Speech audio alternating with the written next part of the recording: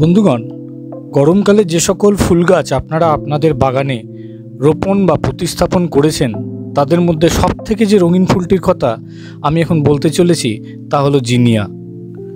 সত্যি যারা এখনও গরমকালে এই ফুল গাছটি পটিং করেননি শীঘ্রই ভিডিওটি দেখার পর শুরু করে ফেলুন।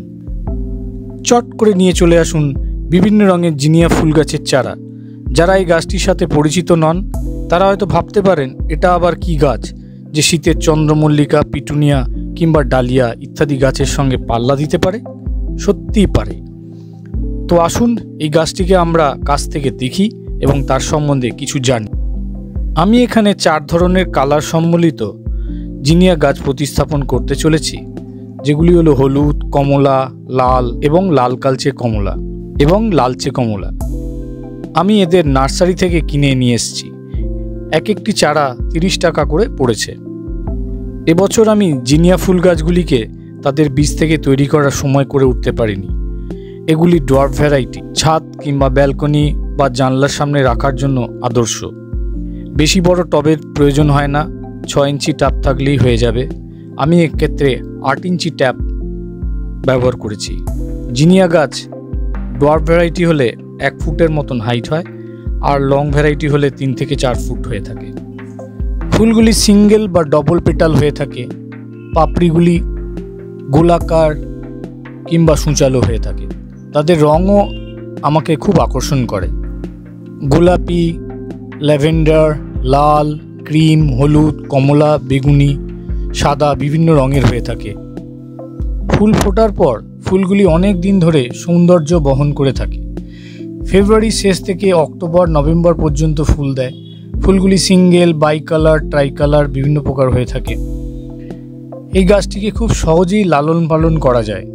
গরমকালে ফুলগুলি সাধারণত সাদা হয়ে থাকে, সেক্ষেত্রে এর এই রঙিন আভা আমাদের বাগানটিকে খুব সুন্দর করে তোলে। দিনের বেলায় এই গাছের ফুলগুলি পতঙ্গদের আকৃষ্ট করে থাকে এবং পলিনেশনে সাহায্য করে। আমি আজ এই 4টি গাছ এক এক করে খুব সুন্দরভাবে যত্ন সহকারে প্রতিস্থাপন করব। তার জন্য আগে থেকেই মাটি বানিয়ে নিয়েছি। এই গাছের জন্য যে মাটি লাগে তার একটাই মোদ্দা কথা হলো ওয়েল ড্রেন সয়েল। তাই এর জন্য লাগবে 50% গার্ডেন সয়েল, 30% রিভার স্যান্ড বা বাড়ির কাজের জন্য ব্যবহৃত বালি এবং 20% কম্পোস্ট বা গোবর সার। অন্য গাছের মাটির ক্ষেত্রে আমি কিছু কোকোপিট ব্যবহার করে থাকি, কিন্তু এক্ষেত্রে করলাম না। তার কারণ হলো এই মাটিতে যেন জল না দাঁড়ায়।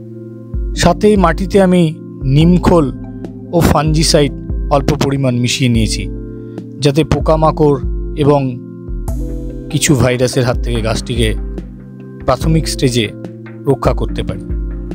গাছটির মাটি একটু আলগা করে নিয়ে তারপর টবে পর্যায়ক্রমে বালি ও নুড়ির এক একটি লেয়ার তৈরি করে মাটি দিয়ে বসিয়ে দেবো।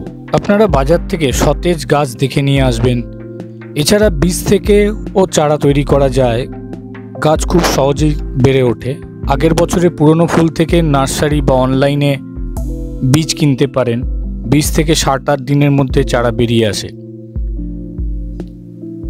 একটা সিডলিং ট্রেতে বা কোনো বাড়িতে ছোট গামলাতে 70% কোকোপিট ও 30% ভার্মিকম্পোস্ট মিশিয়ে একটা মিশ্রণ বানিয়ে ফেলবেন। তারপর সেই ট্রে বা গামলাতে মিশ্রণটি বিছিয়ে গাছের বীজ রোপণ করে জল স্প্রে করে দেবেন। চারাগুলি যখন একটু বড় হয়ে উঠবে আপনারা সপ্তাহে একবার করে ফাঞ্জিসাইড স্প্রে করে দেবেন। তার কারণ এই গাছের কিন্তু বড্ড ফাঙ্গাস আক্রমণে পড়ে। সপ্তাহে একবার করে ফাঞ্জিসাইড স্প্রে করে দেবেন, তার কারণ এদের বড্ড ফাঙ্গাস আক্রমণে পড়তে হয়। জল কতটা দেবেন এটা একটা বড় ফ্যাক্টর। মাটিতে জল কিন্তু জমতে দেবেন না। মাটি শুকিয়ে গেলে গাছে জল দেবেন, পারলে দিনে 2 বার, ভোরে ও সূর্য ডোবার পর।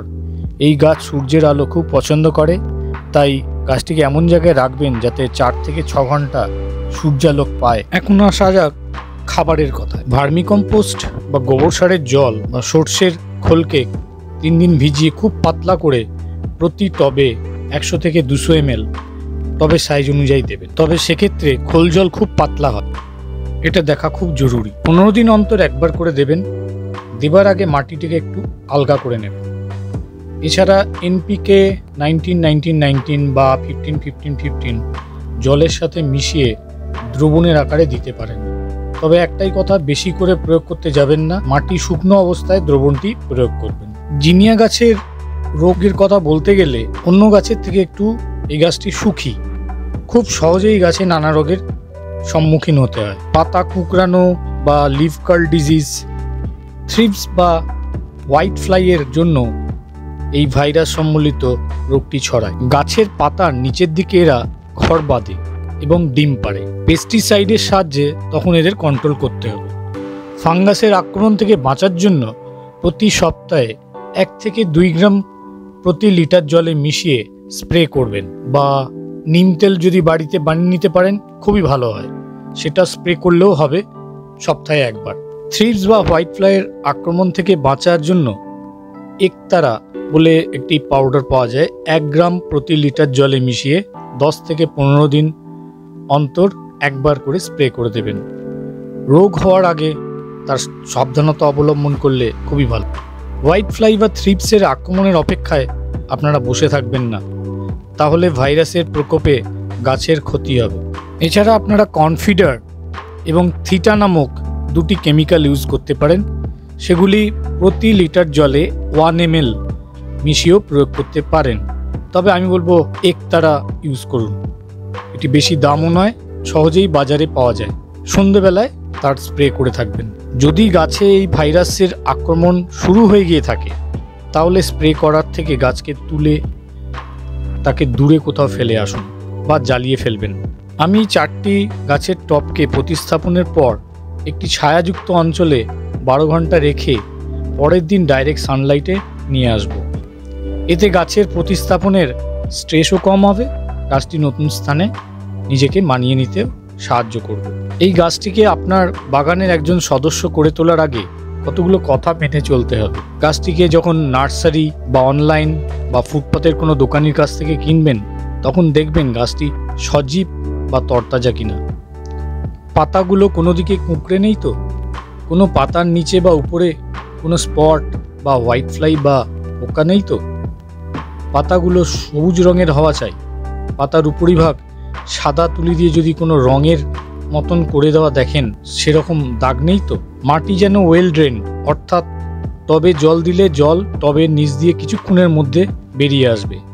বেশি জল দিলে পাতা কিন্তু হলুদ হয়ে যাবে ও ঝরে পড়ে যাবে। মাটির উপরিভাগ শুকিয়ে গেলে তবেই জল দেবেন।